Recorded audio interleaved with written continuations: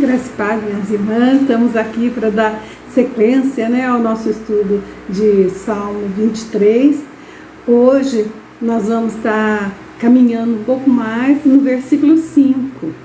Quando estava preparando essa semana, até tive a pretensão de estar fazendo todinho o versículo 5, mas não foi possível, porque é muito interessante cada parte. Então nós vamos fazer a primeira parte e depois no próximo a gente faz mais um, como a gente tem feito, sempre dividindo o versículo em duas partes, Vamos estar orando? Senhor, te agradecemos, Pai, pelo privilégio de podermos, ó Pai, estar compartilhando a Tua palavra, Senhor. Pedimos, Senhor, que através do Teu Espírito Santo venha clarear as nossas mentes, dar entendimento, Pai, para que possamos, Pai, compreender a Tua palavra e pregar essa palavra a outras vidas, ó Deus. Pai, abençoa cada um que estiver ouvindo, Senhor, esse vídeo, vendo esse vídeo, que a Tua palavra frutifique nesses corações. Pedimos, Senhor, mais uma vez, perdão pelos nossos pecados, Pai, porque sozinhos nós não somos nada, nós não conseguimos nada, e nós precisamos mesmo de Jesus, o nosso bom pastor, para estar nos conduzindo nesta vida. Te agradecemos, Pai, porque sabemos que o Senhor está presente, que o Senhor ouve as nossas orações. Louvado seja o Teu nome, que toda honra e toda glória seja dada a Ti hoje e sempre. Amém. Para quem talvez esteja ouvindo pela primeira vez, vendo esse vídeo, nós estamos estudando Salmo 23 sob o olhar de um pastor de ovelha. Estamos baseando todo esse estudo no livro Não Temas, de Philip Keller. Hoje nós estamos, então, vendo o Salmo 23 no versículo 5. Preparas-me uma mesa na presença dos meus adversários. Unge-me a cabeça com óleo, o meu cálice transborda. Hoje nós vamos estar vendo a primeira parte. Preparas-me uma mesa na presença dos meus adversários. E é bom sempre a gente ter em mente, que as ovelhas, nesse versículo agora, elas já estão se dirigindo para as regiões mais altas das montanhas, para a pastagem de verão. E tais regiões, elas são conhecidas como platôs e são muito procuradas pelos criadores de ovelhas. E alguma das melhores melhores regiões do mundo, principalmente no oeste dos Estados Unidos e sul da Europa, estes platôs são chamados de mesa. É possível que o que Davi chamou de mesa tenha sido um território de pastagens.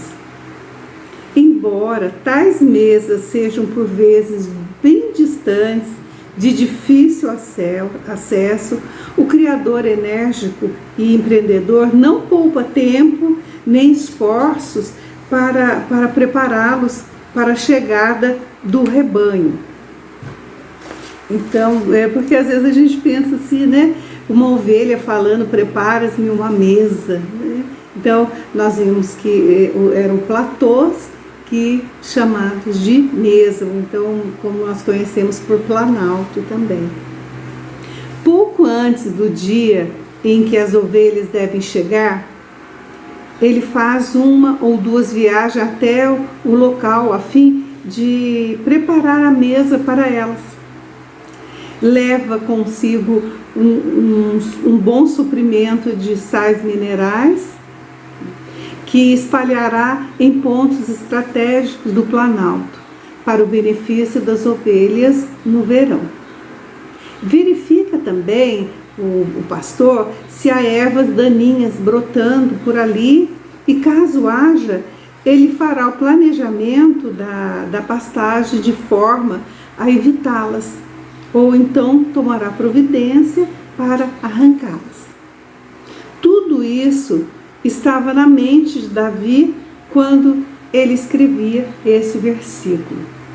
E Philip Keller, no livro, ele fala para a gente assim: eu o imagino, a Davi, andando lentamente pelas pastagens de verão à frente do rebanho. Seu olho prático estava treinado para detectar quais sinais de ervas venenosas que ele arranca antes que as ovelhas cheguem até elas. O preparo da mesa. O paralelo disso tudo na vida do cristão é bem claro. Como as ovelhas, principalmente os cordeiros, às vezes sentimos vontade, sentimos que precisamos experimentar tudo o que nos aparece. Para impedir que tenhamos problemas desse tipo, precisamos lembrar-nos que Jesus, o bom pastor, já passou ali antes de nós, enfrentando cada situação que nos teria destruído. Em Lucas 22, 31 e 32, vamos abrir a Bíblia? Lucas 22, o versículo 31 e o 32, fala assim pra gente. É Jesus falando para Simão: Simão, Simão, Satanás pediu vocês para peneirá-los como trigo quando se separa a palha. Porém, eu, em oração, supliquei por você, para que não lhe falte fé. Portanto, quando você tiver se arrependido e voltado a mim, fortaleça a fé dos seus irmãos. Nesse texto, nós temos um exemplo disso, em que Jesus advertiu Pedro de que Satanás desejava tentá-lo e cirandá-lo como trigo. Mas Jesus disse-lhe que orara para que a sua fé não falhasse durante o momento de desespero que iria passar. E o mesmo se dá hoje. O bom pastor vai à frente de nós em toda e qualquer situação, prevendo os perigos que talvez encontremos e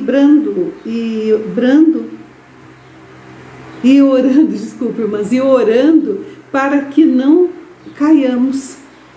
E a gente pode ver essa oração em João 17, 20 e 21. João 17, o versículo 20 e o versículo 21. Não estou orando somente por eles, mas também por aqueles que crerão em mim no futuro por causa do testemunho deles. Minha oração por todos eles é que sejam um, tal como eu e o Senhor somos, ó Pai. Porque assim como o Senhor está em mim e eu no Senhor, assim estejam Ele em nós, para que o mundo creia que o Senhor me enviou. Então, que gostoso de saber que antes mesmo de nós nascermos, antes mesmo de nos tornarmos cristãos, Jesus já estava orando por nós, E quando Ele ora aqui, Ele fala que ora por eles, também por aqueles que crerão. Então, somos nós. Então, isso é providência de um bom pastor, preparar a mesa para nós. E com isso, eliminando as ervas daninhas, preparando o pasto para que a gente possa ter um bom alimento, Outra tarefa que o cuidadoso pastor realiza durante o verão é manter vigilância constante por causa dos animais de rapina. Somente a atenção do pastor que vigia o rebanho no planalto, com visão plena dos seus inimigos, pode evitar que eles caiam vítima de seus ataques. É aqui que nós vemos a figura sublime do nosso Salvador, que conhece o ardil né, de Satanás, cada truque, cada traição de nosso inimigo e suas hostes. Estamos sempre em perigo de ataque. As Escrituras, vamos abrir novamente, né, em 1 Pedro 5:8.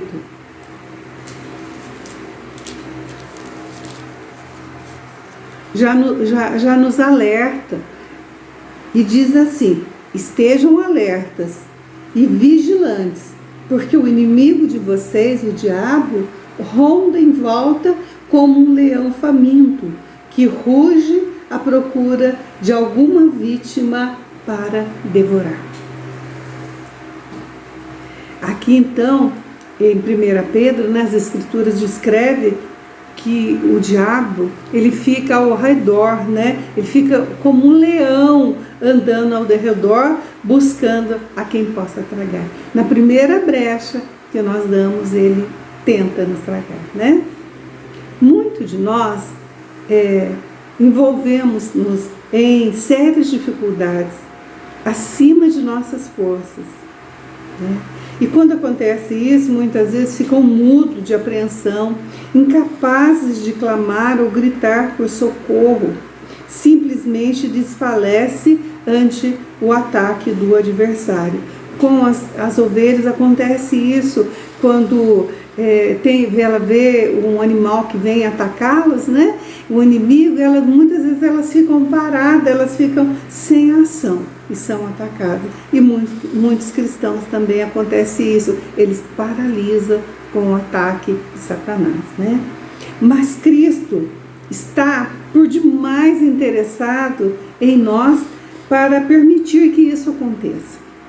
Nosso pastor quer prevenir tal calamidade. Ele quer, né, o bom pastor Jesus, que estes períodos passados no monte sejam interlúdios de paz. E serão se nos mantermos juntos dele para que ele possa proteger-nos. E como que a gente pode estar fazendo isso? Lendo a palavra diariamente, né? Passando tempo em conversa com o Pai, com Jesus, com o Espírito Santo, através da oração. Deixar que Ele fale com a gente através do Espírito Santo, né? Quantas vezes a gente está, assim, às vezes triste, está aborrecido, passando por necessidade, por problemas, e a gente abre a palavra, a gente lê a palavra, aquilo vem como uma luz, né? Brilha para nós como uma luz, né? E a oração acalma o nosso coração, acalma a nossa vida, né? E existe também outra tarefa do oveleiro, né? Do pastor na mesa. Ele limpa os poços, as fontes, os bebedouros para o seu rebanho. Tudo isso é trabalho árduo, parte da preparação da mesa para as ovelhas no verão. O paralelo desse quadro na vida cristã é que Cristo, o bom pastor, já esteve em cada uma dessas situações e dificuldades, e que a gente possa passar, né? Então, muitas vezes a gente passa por tristeza, por dificuldade, a gente fica pensando por quê, né? Mas a gente tem que lembrar que Jesus, ele passou por tudo isso e por muito mais, né? A Bíblia nos diz claramente que ele foi tentado em todos os pontos como nós somos. Vamos ver isso lá em Hebreus 2, 17 e 18? Hebreus 2, capítulo 2, o versículo 17 e 18. Vamos ler? E era necessário que Jesus fosse como nós, os seus irmãos, a fim de que ele pudesse ser, diante de Deus, o nosso sumo sacerdote, misericordioso e fiel para perdoar os pecados do povo. Pois visto que ele próprio agora já passou pelo sofrimento e pela tentação, quando sofremos e somos tentados, ele sabe como é isso, e assim é capaz de nos ajudar. Que delícia, né? A gente saber que Jesus, o Filho amado, ele se fez homem, né? Ele esteve aqui na terra e passou por tanta tribulação, por tanto sofrimento, foi tentado, mas ele não pecou. E para que ele pudesse nos ajudar quando nós estivéssemos passando. Sabemos que ele participou plena e completamente da vida humana nesse planeta. E conheceu os sofrimentos, experimentou tristezas e enfrentou lutas nessa vida. Foi homem de dores e que sabia o que era padecer. E esse texto, nessa palavra que eu li, foi homem de dores e que sabia o que era padecer, está lá em Isaías 53, 3. E por causa disso, ele nos compreende, por causa disso, ele nos entende. E nós temos o Espírito Santo, que é o nosso guia, que é o nosso consolador e que nos ajuda nesses momentos de tristeza, nesses momentos de angústia. O caminho cristão pode tornar-se uma experiência suprema, uma viagem ao Planalto, simplesmente porque estamos sob os cuidados e controle de Cristo, que já passou por todo esse território antes de nós e preparou-nos uma mesa bem à vista de nossos inimigos.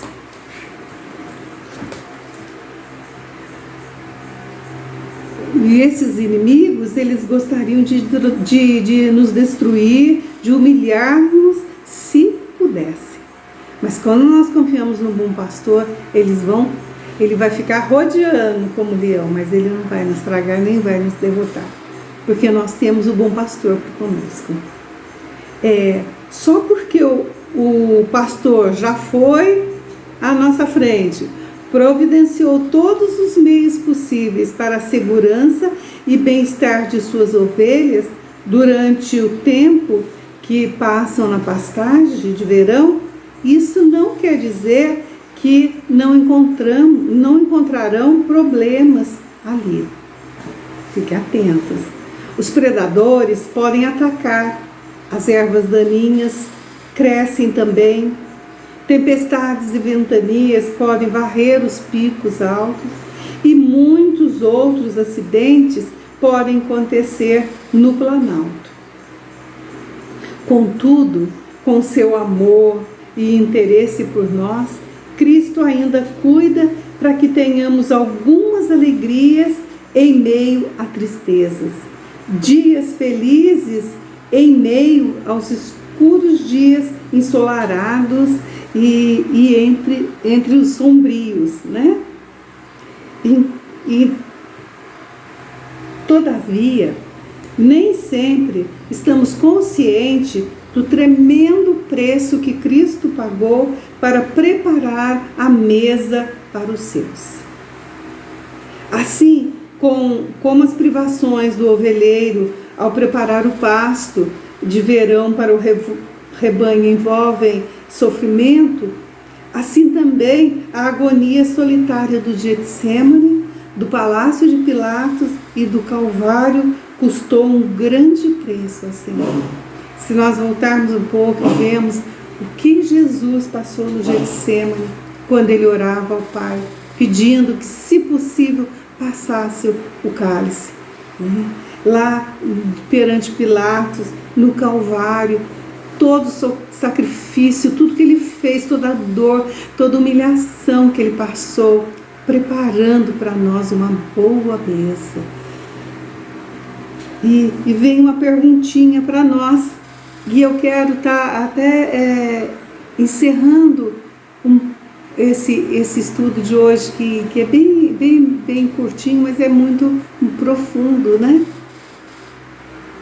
Quando chego à mesa do Senhor e participo da ceia, que é a festa de ação de graças pelo seu amor e cuidado, será que reconheço plenamente aquilo que custou a Ele preparar essa mesa para mim?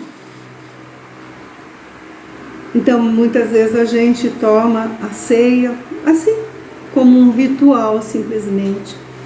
Mas para a gente estar participando dessa ceia, tomando, né, do pão, do vinho, em memória de Jesus, lembrando como foi difícil para ele.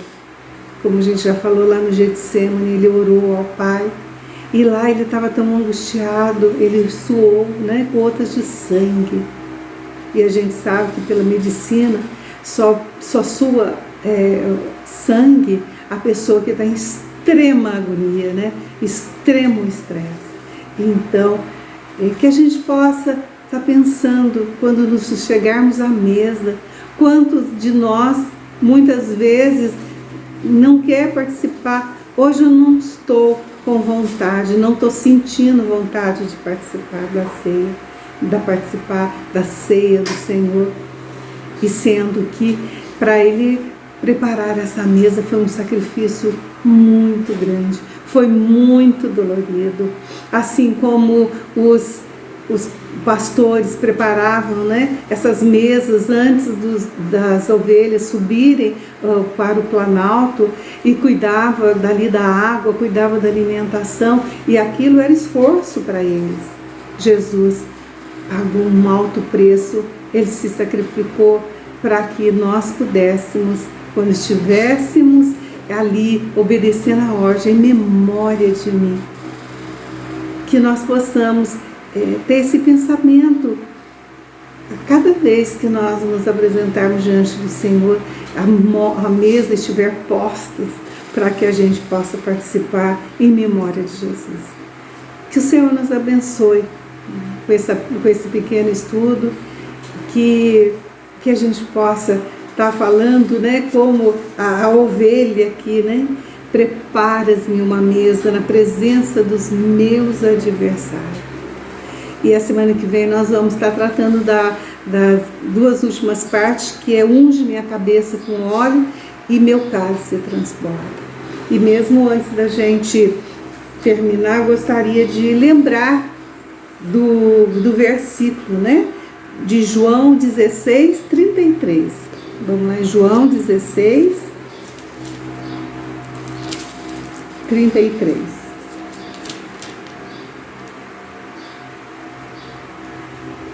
Eu falei tudo isso para que tenham paz em mim. No mundo vocês terão muito sofrimento e tristezas, mas tenham bom ânimo, porque eu venci o mundo. Deus te abençoe, minha irmã, meu irmão que estiver vendo esse vídeo, e que a paz do Senhor te envolva, e que você possa ser mensageiro da palavra de Deus e levar essas boas novas a outras vidas. Um bom dia para você, um bom almoço, e que fique na paz do Senhor Jesus. Amém.